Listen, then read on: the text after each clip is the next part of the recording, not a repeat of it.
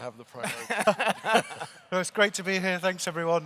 I have to actually call Dev out here, who just managed to grab an unbelievably well-timed selfie with Brett as he was leaving, so congratulations.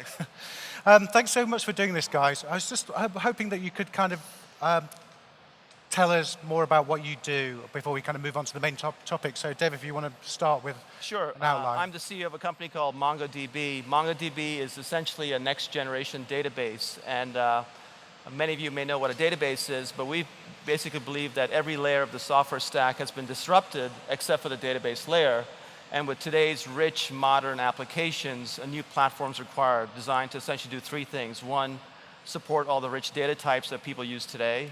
Not everything is now in text form. Two, be able to scale massively. And three, be always on. And so we're a modern database, and our users and customers tend to be developers. And Adam.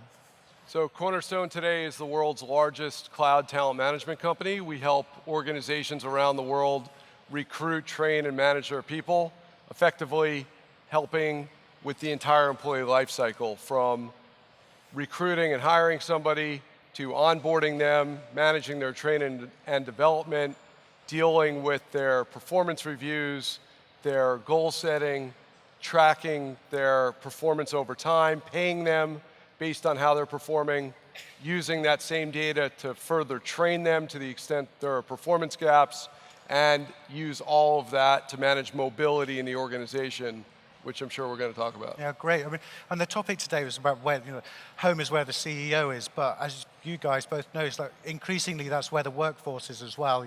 If they're not at home, they're mobile, or combinations of the two. And we've got WeWork here, people working from renting an office for a while. It's like the way that we work is diversifying so rapidly, and you guys obviously see a lot of this.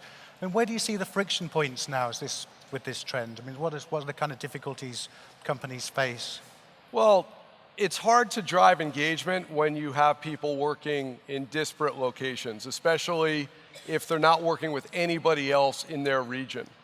So this could be the same city, the same state, or the same country. You might be alone in a country. And that can be difficult and difficult to manage. So companies in a tight labor market are always concerned about retaining their employees.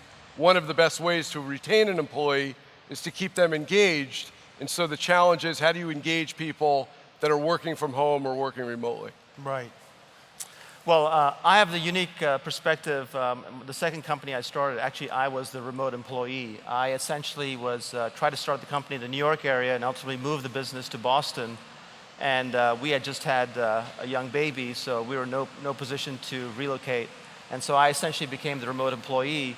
And it taught me a lot of lessons about how disconnected a remote employee can feel. They're not at every meeting, they're not around the water cooler. And so it really emphasized the need for really, really strong communications between the company and those remote employees, and also really, really strong interaction between that employee and their immediate team. Right. And so we invested a lot in communications and collaborative technologies to really bridge that gap. And the experience of that really taught me that there's immense value in building a business where you can go out and essentially go to where the talent is, versus forcing all the talent to come to you. And in today's really demanding labor force, it's incredibly important to go find that talent. So actually today at MongoDB, we may be the only company that actually has a clearly distributed dual headquartered environment. We have a headquarters in New York City as well as headquarters in Palo Alto, California. My own direct reports, my management team is split between those two locations. So we clearly understand and have to deal with the challenges of remote employees. So do you think that it's possible to do the same kinds of work remotely as you can do face-to-face? I mean, can technology replace face-to-face communication, or do you think there's still some things that have to be done in person? So I definitely think the collaborative technologies today are incredible. We had the co-founder of Slack here a few hours earlier. Obviously, we're big users of Slack. We use tools like Google Hangouts and even tools like Google Docs to share and collaborate between teams. But we also do recognize that nothing beats the intimate, personal, one-on-one meeting, inside a meeting, or that one-on-one session where you can speak to someone face-to-face. And so we as a management team force ourselves to get together at least once a month, just so we have the chance to kind of really reconnect on a very, very personal level. But that being said, there's no way I could attract the team I attracted if I forced everyone to live either in Palo Alto or New York, and it's really served the business well. Right, do you feel the same? Because in a way you're replacing a lot of HR functions and a lot that traditionally have been done by a manager in-house, and and those were often, you get called into a meeting and, this is going well, this is not going well, or whatever. It's very much a kind of person-to-person communication. A lot of the stuff you're dealing with is very personal. I mean, do you think you can kind of do that remotely? Well, look, a lot of jobs clearly can be done remotely. Sales jobs, service jobs, or support functions. Almost every job today with technology can be done remotely. The challenge is, how do you manage people who are remote? You can't just manage by walking around if you can't walk near those people. So you have to use communication tools. You have to over-communicate, have more company meetings, have more times where you're communicating out to the field. And one of the things we do that we think is really important, for any new employee, the very first thing they do is come to the headquarters. So they meet the people, they see what the culture's like, they get immersed in the company before they're off alone in the field, and then bring them periodically to events and other meetings. Right. So you think in the end you have to have some kind of human connection, like actually face-to-face. You don't think that we could all just have like kind of a teleconference when it gets good enough to do it or something? We operate today in 28 countries. Yeah. So it's impossible to be face-to-face with everybody. And there are certain circumstances where maybe I don't visit an office for years.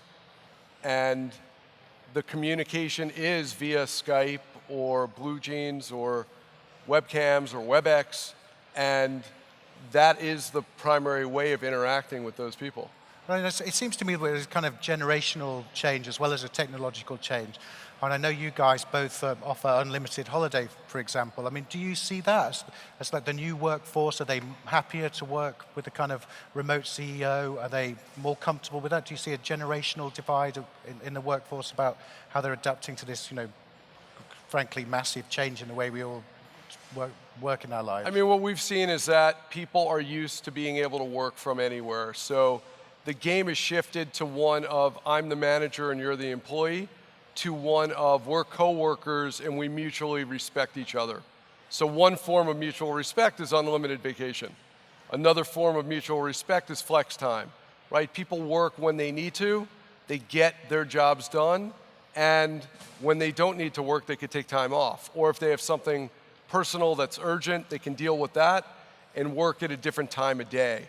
So that respect becomes really important, and it moves into a world of real-time feedback, continuous communication, being able to interact via mobile communication services anytime, all the time.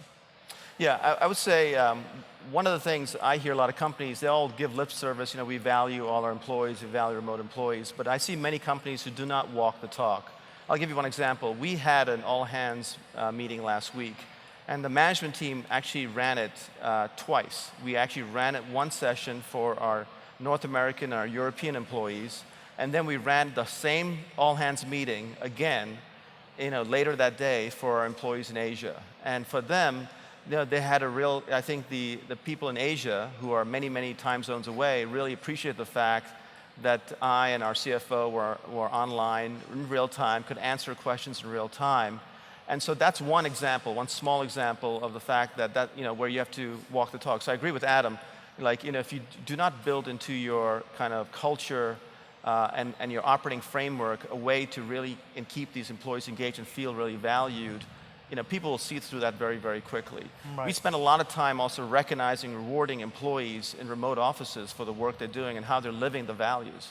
So we've invested a lot in terms of defining core values that are universal, irrespective if you're in New York, Palo Alto, Berlin, Madrid, or Hong Kong.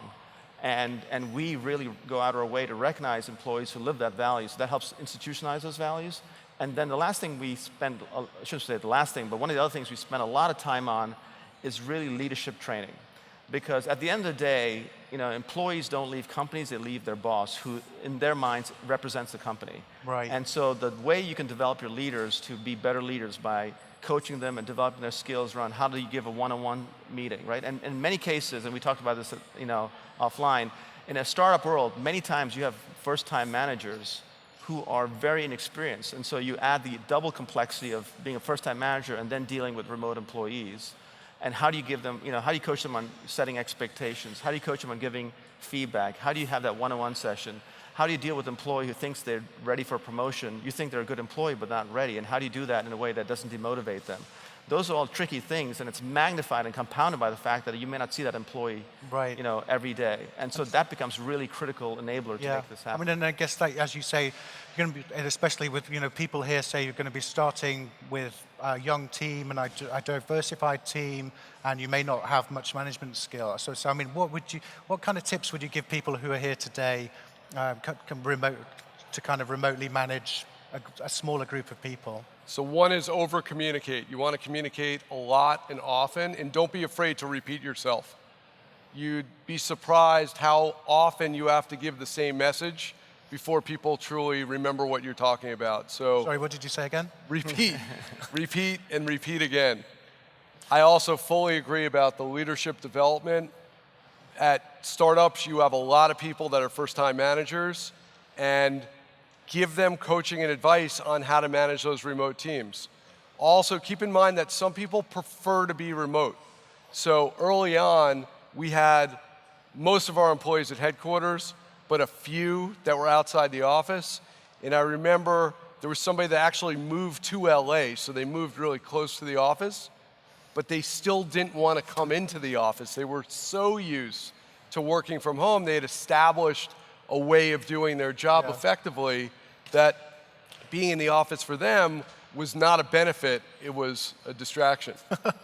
I would agree with everything. I would say there's one more critical factor. If you're building a remote office, the real success factor in my mind is the local leadership. Because if you don't have the right leader in that remote office, and we, for example, at Mongo, have a globally distributed, kind of follow the sun kind of support model. So we have people in North America, we have people in Europe, Israel, as well as like in Sydney, Australia, just for supporting our users and customers.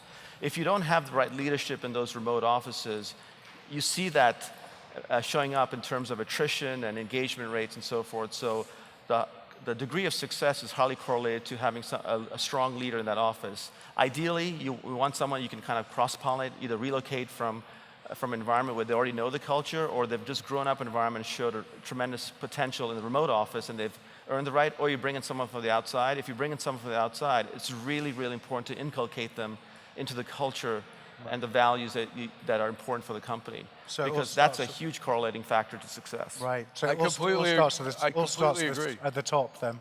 Because even in that case, even if you have centralized hierarchies, so the support function all rolls up to somebody at headquarters, make sure that there's a matrix manager in the local office that also has control of that employee. Because they need to have local leadership or it's not going to be effective. Great. Well, thanks so much, guys. It's fascinating talk. I could talk to you for hours, but that's all Thank we you. got time for. Thanks.